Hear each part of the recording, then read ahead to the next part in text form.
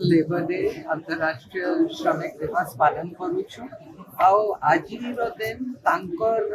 परिश्रम तांकर योगदान को समर्पित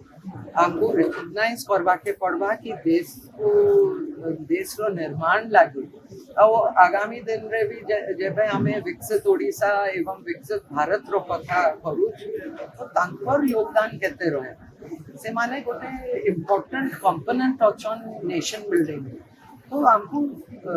तांको सेलिब्रेट करवार कथा तांको रिकग्निशन देवार कथा आज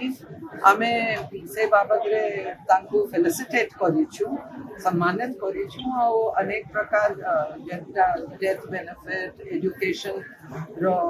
बेनिफिट फाइन चेक्स भी प्रशासन तरफ दिया गला तो इटा ऑल जिनस की हमें तांकर कंट्रीब्यूशन भारत रो निर्माण रे तांकर कंट्रीब्यूशन को हमें रिकॉग्नाइज कर यूनो वेलफेयर स्कीम रे बेनिफिट सब अछि तांको प्रदान करिया ପାଇଁ व्यवस्था हेतिला ଆମେ 606 ଜଣ